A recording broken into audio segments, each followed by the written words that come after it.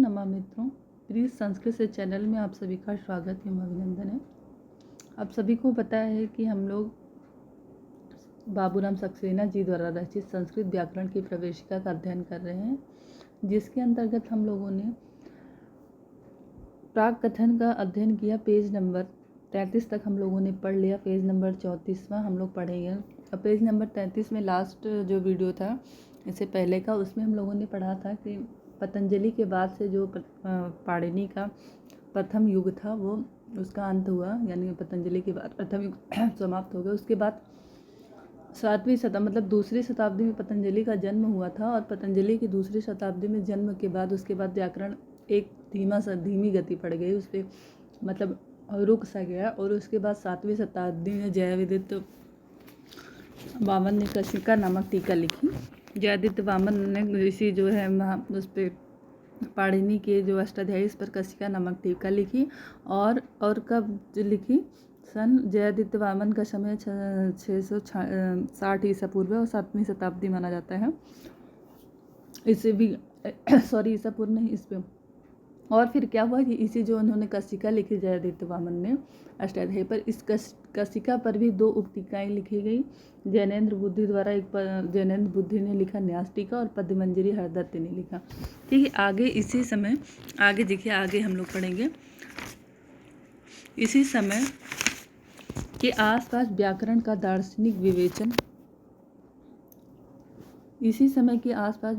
दार्शनिक विवेचन महाभाष्य के टीकाकार भर्तृहरि ने वाक्पदीय लिखकर किया। ठीक है, अब देखिए महाभाष्य किसने लिखा? पतंजलि ने लिखा। अभी तक आपने देखा कि टीकाएँ लिखी गई जो वो मतलब पाणिनि के अष्टाध्यायी पर लिखी गई, कात्यायनी के वार्तिक पर लिखी गई। और इसी क्रम में जो भर्तृहरि हैं, भर्तृहरि ने एक टीका लिखी, वो महाभाष्य पर लिखी, जो कि पतंजलि द्वारा रचित महाभाष्य है। उनके महाभाष्य पर अभी ये भी प्रश्न बन सकता है कि भर्तृहरि ने वाक्पदीयम नामक जो टीका लिखी, व्याकरण ग्रंथ लिखा, वो किस पर लिखा? तो वो महाभाष्य पर लिखा। और महाभाष्य किसकी रचना है? तो पतंजलि की रचना। वाक्पदीय लिखा, जिसमें क्या था? आगम, वाक्य एवं प्रकीर्ण, इन 3 कांडों में कारिका में अत्यंत जटिल प्रश्नों को सुलझाया है। 3 कांड, आगम, वाक्य एवं प्रकीर्ण, इन 3 साधनों के द्वारा 3 कांडों में जो कारिकाओं में अत्यंत कारिका इन्होंने। अच्छा, ये भी प्रश्न बन सकता है कि जो भर्तृहरि जी हैं, भर्तृहरि की और 3 शतक है, नीति शतक है, श्रृंगार शतक है, विराग शतक है, इन्होंने 3 दौर लिखे हैं। और एक व्याकरण ग्रंथ वाक्पदीयम लिखा, जो कि महाभाष्य पर टीका है। तो इन्होंने कहा कि जो इन्होंने, अच्छा ये भी प्रश्न बन सकता है कि इनका जो व्याकरण ग्रंथ है वो कैसा है, क्या उसमें कारिकाएँ हैं, क्या सूत्र हैं, क्या जो है वार्तिक हैं? तो इन्होंने जो अपना व्याकरण ग्रंथ लिखा कारिकाओं में लिखा। ठीक है, तो इन्होंने कारिकाओं में 3 कांडों में जटिल प्रश्नों को सुलझाया है, जो कि जो है महाभाष्य में जटिल प्रश्न थे जो विवादास्पद थे।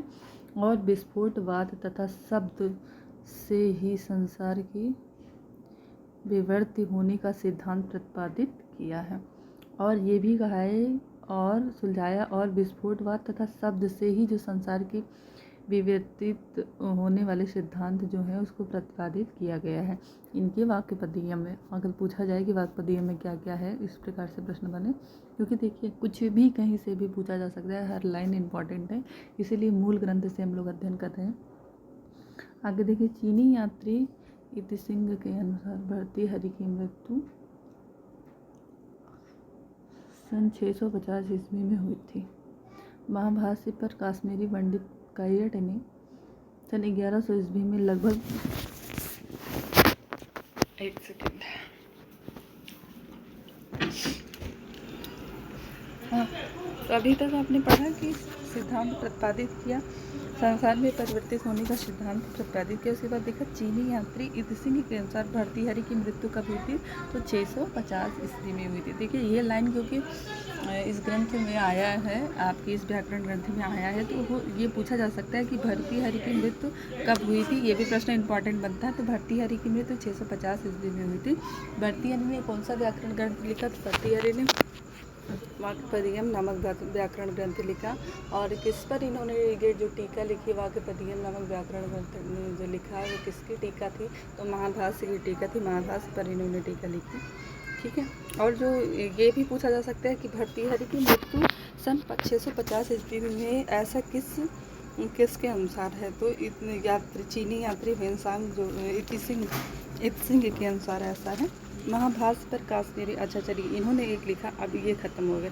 अब दूसरे एक आते हैं। इसी महाभाष्य पर किसी अन्य विद्वान ने एक भी टीका लिखा। महाभाष्य पर काश्मीरी पंडित कैयट ने, इन्होंने कब लिखा था? इनका जन्म 650 ईसा पूर्व तो 7वीं शताब्दी में इन्होंने लिखा। ठीक है। फिर है महाभाष्य पर काश्मीरी पंडित ने सन 1100 ईस्वी में, 1100 ईस्वी में, यानी इससे पहले जो है कौन लिखे थे महाभाष्य पर टीका? तो ये भी पूछा जा सकता है कि कैयट से पहले महाभाष्य पर टीका किसने लिखा था? तो भर्तृहरि ने वाक्यपदीयम। महाभाष्य पर काश्मीरी पंडित कैयट ने सन 1100 ईस्वी में, लगभग 1100 ईस्वी के लगभग, यानी कि 1000 का लास्ट भी हो सकता है, 1200 के बीच के समय के लगभग बताया गया है। इन्होंने तथीत नामक बहुत सुंदर टीका लिखी। किस पर लिखी? महाभाष्य पर लिखी। काव्य प्रकाशकार मम्मटाचार्य के भाई कहे जाते हैं। और जो ये हैं, ये भी लाइन इंपॉर्टेंट हो गई। ये लाइन इंपॉर्टेंट इसलिए हो गई क्योंकि ये भी पूछा जा सकता है कि काव्य प्रकाशकार आचार्य मम्मट के भाई कौन है? तो कैयट हैं। और ये भी पूछा जा सकता है कैयट का समय तो लगभग 1100 ईस्वी। और ये भी पूछा जा सकता है कि इन्होंने महाभाष्य पर कौन सी टीका लिखी? तो प्रतीप नामक टीका लिखी। अगला प्रश्न ये भी बन सकता है कि कब लिखी? तो 1100 ईस्वी के लगभग लिखी। चलिए आगे बढ़ते हैं। ये सब चीज़ें एक पॉइंट बना के नोट कर दीजिए। इस समय तक संस्कृत केवल अध्ययन अध्यापन की भाषा रह गई थी, अतः व्याकरण में मौलिक ग्रंथों को लिखने का यूं ही अवसर नहीं रह गया। इसके अतिरिक्त केवल बाल की खाल निकालने और न्यायिक समालोचना करने की ही प्रथा चल पड़ी थी। अतः पाणिनि व्याकरण के अध्ययन की भी दृष्टि बदली। उसके क्रम में क्रांतिकारी परिवर्तन होने लगे।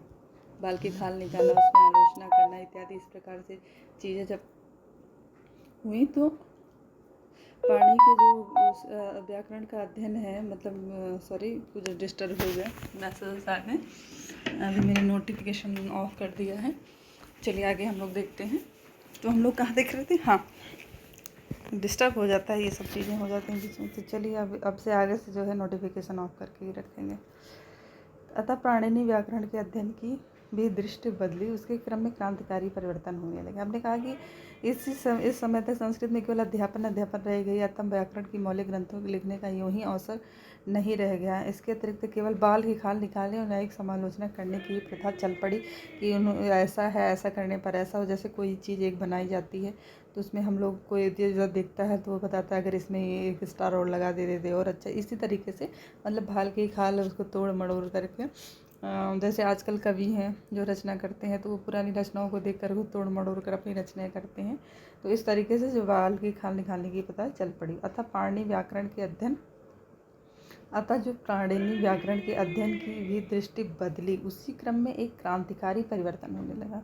उसके क्रम में एक क्रांतिकारी परिवर्तन होने लगा, यानी जो पाणिनि का हम लोग व्याकरण पढ़ते आ रहे थे, वो जो व्याकरण है उसमें एक क्रांतिकारी परिवर्तन क्या होता है, एकदम अलग टाइप का। अब विषय विभाग के आधार पर अष्टाध्यायी के सूत्रों की व्यवस्था की जाने लगी।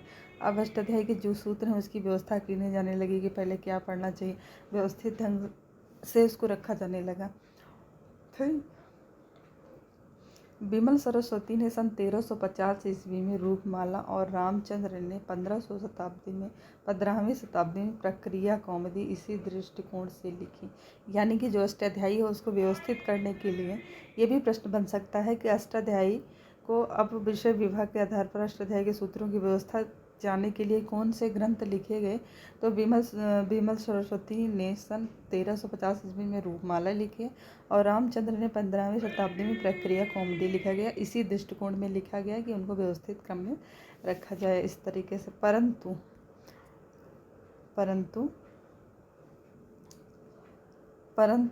मतलब व्यवस्थित क्रम में लिखने इसी दृष्टिकोण से दो रचनाएं लिखी गई। एक तो रामचंद्र ने लिखा है, कौन सा?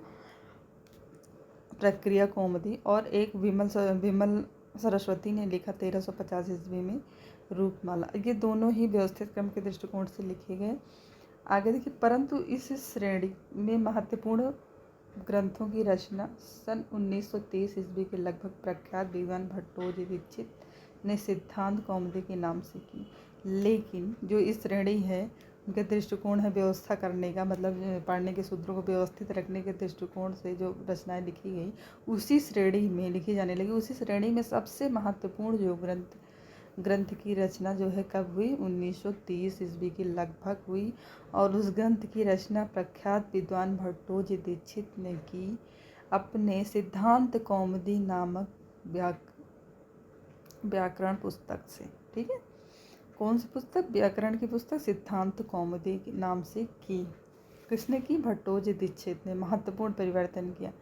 इसकी महत्ता केवल इनकी टीकाओं की अत्यंत श्रृंखलाओं से तथा पाणिनि व्याकरण से सबसे अधिक प्रचलित पाठ्य पुस्तक होने से ही नहीं।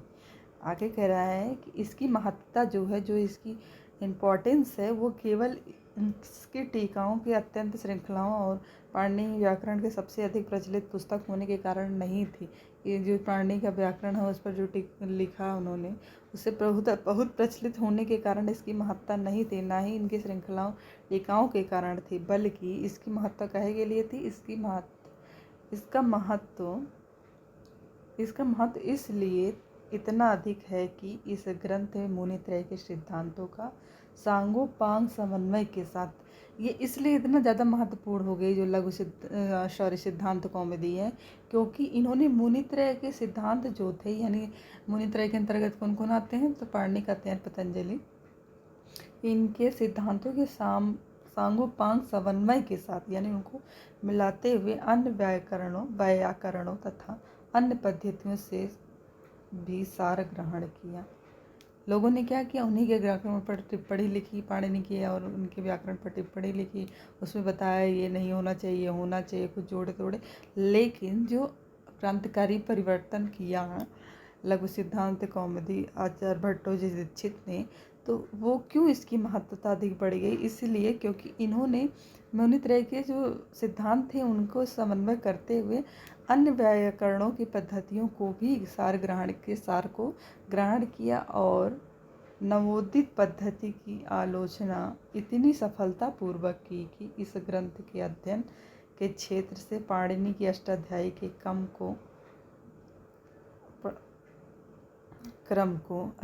लिखा हुआ है इसमें पुस्तक में, प्रिंट टंकण मिस्टेक। पाणिनि की अष्टाध्यायी के क्रम को तो निकाल ही दिया। मतलब इतना सब जगह से सार ग्रहण करके जब ये आई भट्टोजी दीक्षित की सिद्धांत कौमुदी, तो ऐसा हुआ कि मतलब ये आते ही जो पाणिनि की अष्टाध्यायी है उसके क्रम को एकदम निकाल ही दिया है। साथ ही साथ बोपदेव के मुग्धबोध और सर्ववर्मा के कातंत्र एवं, देखिए ये भी चीज़ इम्पॉर्टेंट है, गोपदेव ने कौन से व्याकरण ग्रंथ लिखा? मुग्धबोध, और सर्ववर्मा ने कातंत्र तथा चंद्रगोमी के चांद प्रभृत व्याकरण को भी बाहर कर दिया। यानी ये भी व्याकरण चलते थे। चंद्रगोमी का कौन सा व्याकरण है? चांद व्याकरण। चांद प्रभृत व्याकरणों को बाहर ही कर दिया भट्टोजी दीक्षित। आगे देखिए, समझ में आ रहा है आप लोगों को? कमेंट बॉक्स में कमेंट करिएगा, वरना जो है फिर नोट्स से हम पढ़ाने का प्रयास करेंगे। यदि कोई दिक्कत हो रही तो वैसे मूल ग्रंथ से पढ़ने का ज़्यादा कुछ अलग ही मज़ा होता है। और लाइन बाय लाइन आप देखिए, हर एक लाइन आप जो है इम्पोर्टेंट नोट करते चलिए, इससे बढ़िया तो कुछ है ही नहीं, कहीं से कहीं कुछ छूटेगा ही। साथ ही अच्छा, ये आपने पढ़ लिया, चंद्रदेव चांद व्याकरण को भी बाहर निकाल दिया, यानी अष्टाध्यायी के साथ साथ ये इतना क्रांतिकारी इसमें परिवर्तन हुआ कि लोग इसकी ओर ज़्यादा खींचे लघु सिद्धांत कौमुदी के रचनाओं को पढ़कर, क्योंकि पाणिनि के साथ साथ इन्होंने अन्य व्याकरणों की चीज़ों को के सार को ग्रहण किया। भट्टोजी दीक्षित रामचंद्र शेष की चलाई नई परंपरा के धुरीण हैं। ये रंगोज दीक्षित के पुत्र, अच्छा अब देखिए भट्टोजी दीक्षित के बारे में देखिएगा। भट्टोजी दीक्षित के रंगोजी दीक्षित के पुत्र तथा शेष कृष्ण के शिष्य हैं। अब ये प्रश्न बैठ सकता है कि भट्टोजी दीक्षित के पिता का नाम क्या है? तो रंगोज दीक्षित है। और इनके गुरु का नाम क्या है? तो श्री कृष्ण है, यानी इनके शिष्य थे तो ये श्री कृष्ण है इनके गुरु का नाम। इन्होंने सिद्धांत कौमुदी पर स्वयं अपने सिद्धांत कौमुदी पर इन्होंने टीका लिखी। कौन सी टीका लिखी? प्रौढ़ मनोरमा नामक टीका लिखी। भट्टोजी थी। अब ये भी प्रश्न बन सकता है कि कौन से ऐसा व्याकरण हैं जिन्होंने अपने ही व्याकरण ग्रंथ पर टीका लिखी? तो वो कौन है? भट्टोजी दीक्षित, जिन्होंने अपने सिद्धांत कौमुदी पर प्रौढ़ मनोरमा नामक टीका लिखी। ठीक है। तथा पाणिनि की अष्टाध्यायी पर शब्द कौस्तुभ, एक टीका और लिखी थी पाणिनि की अष्टाध्यायी पर जो लिखी थी उस टीका का नाम था शब्द कौस्तुभ। किसने लिखी थी? भट्टोजी दीक्षित ने लिखी थी, रामचंद्र से। उसके बाद भट्टोजी दीक्षित के जो पिता थे कौन थे? रंगोजी दीक्षित। भट्टोजी दीक्षित के गुरु कौन थे? शेष कृष्ण शेष। और इन्होंने अपने ही पुस्तक पर कौन सी टीका लिखी? प्रौढ़ मनोरमा। अष्टाध्यायी पर कौन सी टीका लिखी? तो शब्द कौस्तुभ। इस तरीके से पॉइंट बनाते चलिए आगे पैराग्राफ पर आते हैं हम। पेज नंबर 35 पर आते हैं हम लोग। पेज नंबर 35 खोलिए। चलिए पेज नंबर 35 देखते हैं। पेज नंबर 35 कह रहा है कि भट्टोजी दीक्षित के भतीजे। अब भट्टोजी दीक्षित के भतीजे कौन थे? कोड भट्ट। कौन थे? कोड भट्ट ने वाक्य विन्यास, वाक्य पदियम देखा था आपने, भर्तृहरि ने लिखा था। भट्टोजी दीक्षित के भतीजे कौन थे? कोड भट्ट ने वाक्य विन्यास और दार्शनिक विवेचन संबंधी व्याकरण भूषण नामक पुस्तक लिखी। वाक्य विन्यास और दार्शनिक विवेचन संबंधी एक पुस्तक लिखी। भट्टोजी दीक्षित के भतीजे कौन थे? कोड भट्ट थे। और इन्होंने वाक्य विन्यास और दार्शनिक विवेचन संबंधी कौन सी व्याकरण पुस्तक लिखी? तो भूषण नामक पुस्तक लिखी। व्याकरण भूषण नामक पुस्तक लिखी, है ना। भट्टोजी दीक्षित के गुरु भाई पंडित राज जगन्नाथ ने प्रौढ़ मनोरमा पर मनोरमा कुछ मर्दनी। अब भट्टोजी दीक्षित के गुरु कौन थे? शेष कृष्ण थे। और उनके गुरु भाई कौन था? गुरु के जो भाई हों वही गुरु भाई होते हैं। उनके गुरु भाई थे पंडित राज जगन्नाथ। और पंडित राज जगन्नाथ ने, अब ये भी प्रश्न बन सकता है कि भट्टोजी दीक्षित के गुरु भाई कौन थे? तो पंडित राज जगन्नाथ थे। इन्होंने जो है प्रौढ़ मनोरमा पर, यानी जो इन्होंने अपने सिद्धांत कौमुदी पर टीका लिखी थी प्रौढ़ मनोरमा, उसी पर इनके गुरु भाई ने मनोरमा कुछ मर्दनी नामक आलोचनात्मक टीका लिखा है। चलो अगला 13वें पैराग्राफ पर आते हैं। अब यहाँ तक आपने पढ़ लिया भट्टोजी। इसके अनंतर व्याकरण के क्षेत्र में, अब क्या हुआ? इसके अनंतर व्याकरण के क्षेत्र में सबसे उज्ज्वल चमकने वाले सितारे तथा अनेक शास्त्रों पर समान अविकार रखने वाले प्रखर मेधावी नागेश भट्ट का नाम आता है। अब देखिए पंडित राज जगन्नाथ हुए, इन सब के बाद अब नाम आता है मेधावी छात्र नागेश भट्ट का। ये भी मेधावी कौन थे? प्रखर मेधावी कौन थे? शास्त्र में समान अविकार रखने वाले प्रखर मेधावी कौन थे? तो नागेश भट्ट। धर्मशास्त्र, साहित्य, योग आदि के अतिरिक्त व्याकरण शास्त्र में 1 दर्जन लगभग टीकाएँ ग्रंथों तथा स्वतंत्र ग्रंथों का प्रणयन इस विश्रुत विद्वान की लेखनी से हुआ। यानी इन्होंने दर्जनों जो है टीकाएँ लिखी, व्याकरण शास्त्र लिखे, धर्मशास्त्र लिखे, साहित्य, योग इत्यादि लिखे नागेश भट्ट ने। इनमें शब्द रत्न, इनमें जो इन्होंने लिखी बहुत सारी दर्जनों टीकाएँ इत्यादि जो भी लिखी, इनमें जो शब्द रत्न है वो प्रौढ़ मनोरमा पर इन्होंने टीका लिखी नागेश भट्ट ने। शब्द रत्न, कौन सी टीका लिखी? शब्द रत्न। प्रौढ़ मनोरमा किसकी टीका है? प्रौढ़ मनोरमा भट्टोजी दीक्षित की टीका है। और उस पर शब्द रत्न नामक टीका किसने लिखी? तो इस पर शब्द रत्न नामक जो टीका लिखी है वो लिखी है नागेश भट्ट जी ने। ठीक है। बिस्मी शब्द कौस्तुभ की टीका। और उसके अलावा इन्होंने बिस्मी टीका लिखी जो शब्द कौस्तुभ की टीका है। ठीक है। नागेश भट्ट ने व्याकरण सिद्धांत मंजूषा शब्देन्दु शेखर और परिभाषेन्दु शेखर बहुत प्रसिद्ध है। नागेश भट्ट ने गंगेश उपाध्याय द्वारा प्रवर्तित नव्य न्याय को प्रतिपादन शैली में गंभीर और सूक्ष्म विचार प्रकट किए हैं। चलिए आगे देखिए। सिद्धांत कौमुदी का संक्षेप बालकों की सुविधा के लिए, सिद्धांत कौमुदी का भी संक्षेप लिखा गया और बालकों की सुविधा के लिए लघु सिद्धांत कौमुदी तथा मध्य सिद्धांत कौमुदी के रूप में वरदराजाचार्य ने किया। अब वरदराजाचार्य कौन थे? वो भट्टोजी दीक्षित के शिष्य थे। तो उन्होंने बालकों की सुविधा के लिए, जैसे हम लोग कुछ पढ़ाते हैं तो एक ट्रिक अपना देते हैं, कुछ याद नहीं होता है तो जैसे हम लोग ट्रिप जिसमें 2 चोटी होगी, आगे तृतीया का जो है रामा रामम रामाय, ऐसे 2 चोटियों विसर्ग होगा, तृतीया का बहुवचन होगा करांत में। इस तरीके से हम लोग जब रूप इत्यादि शब्द रूप धातु रूप इत्यादि पढ़ाते हैं तो जो कठिन होता है तो हम लोग कुछ ट्रिक बना बना के बता देते हैं। तो वैसे ही जब उन्होंने जो सिद्धांत कौमुदी थी थोड़ा सा उनको टफ लगी तो बालकों की और सुविधा की दृष्टि से उनके शिष्य ने एक और मतलब सरल व्याकरण ग्रंथ लिखा जिसका नाम था लघु सिद्धांत कौमुदी तथा मध्य सिद्धांत कौमुदी के रूप में वरदराज ने किया। लघु सिद्धांत कौमुदी का प्रचार बहुत हुआ क्योंकि देखिए जो चीज़ सरल है, जल्दी क्या होता है, जब जो ट्रिक होता है उसको बच्चे बहुत आराम से लिख लेते हैं। कि जैसे कि ईटा पर नाचे, कुछ सूर ऐसे इस तरीके से कुछ होता है तो उसका प्रयोग लोग ज़्यादा करने लगे क्योंकि वो ज़्यादा बच्चों को समझ में आता है। तो इसी तरीके से जब उन्होंने लघु सिद्धांत कौमुदी का रचना की तो लघु सिद्धांत कौमुदी पर लोगों का ध्यान ज़्यादा गया क्योंकि बहुत ईजी तरीके से उसमें चीज़ें दी गई। उसको समझने में बहुत ज़्यादा तेज़ बुद्धि की ज़रूरत, मतलब बहुत तेज़ नहीं, बहुत आराम से वो समझा जा सकता था।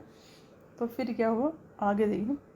मध्य सिद्धांत के लघु सिद्धांत का प्रचार बहुत हुआ जिसके कारण इसका प्रचार बहुत हुआ। अच्छा जो देखिए ट्रेक के माध्यम से यूट्यूब चैनल में इत्यादि में पढ़ाते हैं या जो टीचर पढ़ाता है तो उसका प्रचार प्रसार बहुत हो जाता है। लोग बहुत आराम से, जैसे आप खान सर को देख रहे होंगे, खान सर हिस्ट्री वगैरह ऐसा पढ़ाते हैं, उनका प्रचार प्रसार देखिए कितनी तेज़ी से हो गया क्योंकि वो इतने अच्छे से इतने ट्रिक के माध्यम से पढ़ाते हैं कि लोगों को समझ में जल्दी आ जाता है। ठीक है।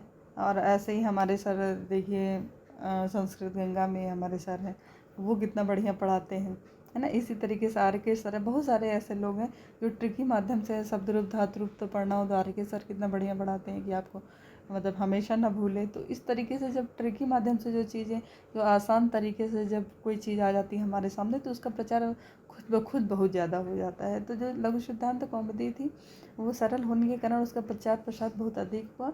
यहाँ हम संक्षेप में अन्य पद्धतियों का भी उल्लेख मात्र कर दे रहे हैं। 470 ईस्वी के लगभग बौद्ध पंडित गोमचंद्र ने बहुत कुछ पाणिनि के आधार का ब्राह्मण प्रभाव से बचते हुए बौद्ध के लिए चांद व्याकरण बनाया। बौद्धों के लिए, अच्छा ये भी एक प्रश्न बन सकता है कि चंद्रगोमी ने कौन सा व्याकरण लिखा?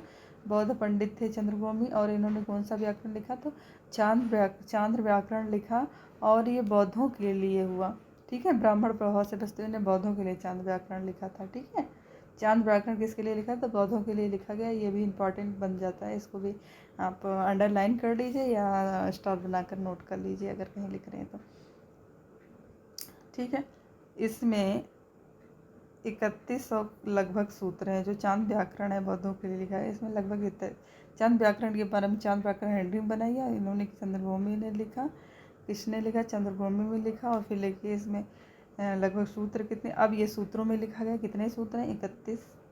3100 सूत्र हैं। इसके पहले भी सर्ववर्मा ने इंद्र व्याकरण के आधार पर कातंत्र व्याकरण की रचना संभवतः ईस्वी की पहली शताब्दी में की थी। जैनेन्द्र व्याकरण 6वीं शताब्दी और शाक्टायन शब्दानुशासन 8वीं शताब्दी, हेमचंद्र का अनुशासन 12वीं शताब्दी, सारस्वत व्याकरण देव का मुग्ध बोध, जोमर व्याकरण 13वीं शताब्दी, शापद्य व्याकरण 14वीं शताब्दी में लिखे गए। इनमें प्रायः पाणिनि के संशोधन एवं सरलीकरण का प्रयास हुआ। ये सब जो भी व्याकरण लिखे गए उसमें प्रायः जो पाणिनि का व्याकरण है उसको अत्यंत सरल करने का और संशोधित करने का प्रयास किया गया है तथा बहुतों ने न्यूनतम सूत्रों की संख्या के लिए जी जान से कोशिश की है। मुग्ध बोध में 1200 तथा सारस्वत में केवल 700 सूत्र हैं। ये ही दो प्रचलित हुए, यही दो प्रचलित हुए। कौन प्रचलित है? मुग्ध बोध और सारस्वत बोध। बाकी जो ऊपर दिए उतना प्रचलित नहीं हुए। बोपदेव वैष्णव थे। बोपदेव कैसे थे ये भी हेडिंग बना लीजिए। बोपदेव वैष्णव थे, अतः उनका व्याकरण वैष्णव रंग में रंगा हुआ, क्योंकि वैष्णव थे, व्याकरण रंग में रंगा हुआ। जैसे बौद्ध पंडित थे चंद्रभूमि, तो उनका चांद व्याकरण जो है बौद्धों के लिए लिखा गया, इसीलिए उनके व्याकरण में अभी तक बंगाल में बहुत प्रचार। चंद्रभूमि जो है वैष्णव थे, इसलिए उनके व्याकरण बंगाल में बहुत, चैतन्य प्रभु के कार्य क्षेत्र में बहुत प्रचार है अभी तक। ठीक है, चलिए आगे देखिए।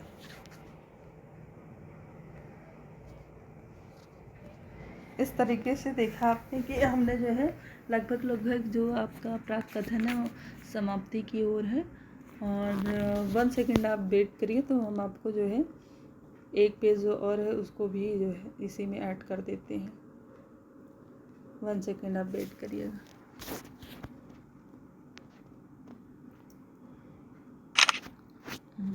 चलो आगे का पढ़ते हैं।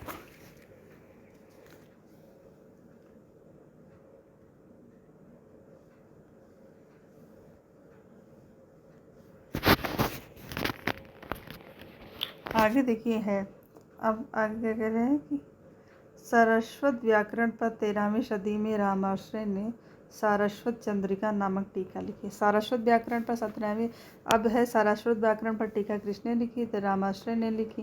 कौन सी शताब्दी में लिखी? 17वीं शताब्दी में लिखी। ठीक है, इस तरीके से प्रश्न। और वह भी कुछ समय पूर्व तक काशी के क्षेत्र में बहुत प्रचलित था। अब ये भी पूछा जाता है जो सारस्वत व्याकरण लिखा है रामाश्रय जी द्वारा, वो किस क्षेत्र में अधिक प्रचलित था? तो बहुत दिनों तक कहाँ प्रचलित था? काशी, आपका बनारस में काशी के क्षेत्र में बहुत प्रचलित रही है। अन्य को प्रभुत्व बहुत पूर्व ही हट चुका था, और जो अन्य थे उनका प्रभुत्व बहुत पूर्व ही हट चुका था। अब आप प्राणी व्याकरण की अध्ययन विधि को देख लीजिए। 15वां पैराग्राफ है और 36वां पेज नंबर 36 है। तो पाणिनि व्याकरण के अध्ययन की विधि, व्याकरण शास्त्र की अच्छी तरह अल्पकाल में समझने के लिए वैज्ञानिक विधि है। व्याकरण शास्त्र अच्छी तरह अल्पकाल में समझने के लिए वैज्ञानिक विधि है कि संज्ञाओं, प्रत्याहारों, अन्य पूर्व लिखित साधनों का सम्यक ज्ञान कर लें। उसका सम्यक ज्ञान कर लें, जैसा कि देखिए प्राकथन में हम लोगों ने किया। संज्ञा प्रवृत्ति का साधन और आवश्यक परिचय पूर्व में ही दे दिया जा चुका है। इसके पश्चात इसी तरह प्रत्यय जुड़ते हैं और किस तरह प्रत्यय जुड़ते हैं और किस प्रकार एक सूत्र दूसरे सूत्र अनुवृत्ति की जाती है, इसे समझने का प्रयास करना चाहिए। प्रत्यय लगाने की विधि नीचे दी गई है। प्रत्यय नंबर 1, प्रत्यय लगाने से पहले यह देखना चाहिए कि कितना अंश जुड़ने का उपयोग में है, यानी जो इति संज्ञा होती है तो उन सूत्रों के द्वारा किसी शब्द या किसी हलंत वर्ण की संज्ञा तो नहीं हो रही और कितना अंश बचेगा, ये सब प्रत्यय लगाने से पूर्व हमें देख लेना चाहिए। किस प्रकार एक सूत्र दूसरे सूत्र की अनुवृत्ति करते हैं, इसे समझने का प्रयास करना चाहिए। प्रत्यय पहले से देखना चाहिए कि कितना अंश जोड़ने वाला। जैसे णित प्रत्यय में चुटू सूत्र से आदि में आने वाला ड़ा तथा हलंत सूत्र से ता लुप्त हो जाएगा, केवल या भर शेष बचेगा। पुनः यह देखना चाहिए कि इस प्रत्यय को पहले जोड़ना है या पीछे या बीच में। इस संबंध में एक नियम है, प्रायः परश्च, अर्थात प्रत्यय शब्दाबाद में ही जुड़ते हैं। प्रायः परश्च का अर्थ है प्रत्यय, प्रायः परश्च यानी प्रत्यय शब्दाबाद में ही जुड़ते हैं। चलिए आगे देखें। अर्थात प्रत्यय शब्द केवल तद्धित का एक प्रत्यय बहुच ऐसा है जो ईषद समाप्ति अर्थ में शब्द के पहले जुड़ता है। अब ये भी लाइन बहुत इम्पॉर्टेंट है। केवल कौन सा प्रत्यय ऐसा है कौन सा प्रत्यय ऐसा है जो ईषद समाप्ति के अर्थ में शब्द से पहले जुड़ता है। प्रत्यय प्रायः परस्य यानी प्रत्यय हमेशा पर में जुड़ते हैं, लेकिन कोई एक ऐसा प्रत्यय है जो तद्धित प्रत्यय का एक प्रत्यय है जो कि ईषद समाप्ति अर्थ में शब्द के बाद में जुड़ता है। तो वो ऐसा प्रत्यय कौन सा है? तो ऐसा प्रत्यय है बहुज प्रत्यय। वेरी इंपॉर्टेंट, इसको इम्पॉर्टेंट लगा लीजिए। देखिए, क्योंकि प्रत्यय सबको पता है कि आगे जुड़ता है, लेकिन पूछ लिया जाए ऐसे दे करके कि बहुज प्रत्यय जो है शब्द के या शब्द के, क्योंकि तद्धित है शब्दों के बाद ही जुड़ेगा, शब्द के आगे जुड़ेगा कि पीछे जुड़ेगा। तो प्रायः ये शब्द से पूर्व जुड़ता है, पहले जुड़ता है, जैसे बहुड़िच आदि। ठीक है। फिर यह देखना चाहिए कि जिसमें प्रत्यय को जोड़ना है उसमें अनुबंधों के कारण किसी विकार का होना आवश्यक है, जैसे अचोड़िजन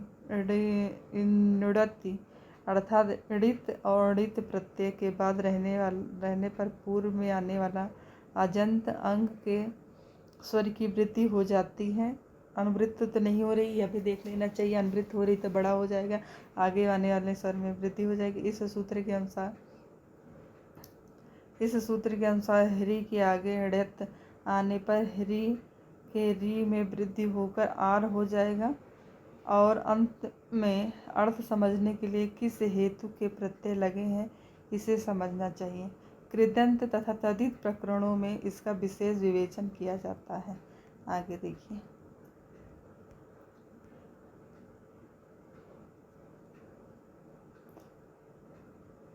इन सब बातों को ध्यान में रखते हुए यदि कोई अध्ययन करे तो अल्पकाल में ही साधारण को व्युत्पन्न हो सकता है। यानी कि अगर इन सब चीज़ों का अनुवृत्ति, आगम, लोप और जोड़ने, सूत्र, अधिकार, मतलब जो भी चीज़ें 6 अंग जो बताया है पढ़ने के, इन सभी चीज़ों को यदि ध्यान में रखते हुए यदि आपने शुरू में इन सब चीज़ों पर अपना कायम कर लिया वर्चस्व, तो आपको जो व्याकरण है उसका अध्ययन करने में बहुत सरलता का महसूस होगी। किसी प्रकार की कठिनाई का सामना नहीं करना पड़ेगा। और आज जो है इसी वीडियो में, इसी भाग में जो है आपका प्राक कथन जो है समाप्ति की ओर है। और अगला जो हम वीडियो या पाठ लेकर उपस्थित होंगे वो आपका वर्णमाला से संबंधित होगा। तो नमो नमः मित्रों, मैं आशा करती हूँ कि मेरे द्वारा बताया जा रहा है जो अल्प ज्ञान है वो आप लोगों को समझ में आ रहा होगा। यदि आ रहा है, यदि थोड़ा बहुत उससे आपको लाभ हो रहा है तो चैनल को लाइक, सब्सक्राइब एवं शेयर करिएगा। और यदि आपको किसी प्रकार की समस्या हो रही है तो उस समस्या को कमेंट बॉक्स में टाइप करके आप बता सकते हैं। पूरी तरह से स्वसंद है। नमः संस्कृता, नमो नमः।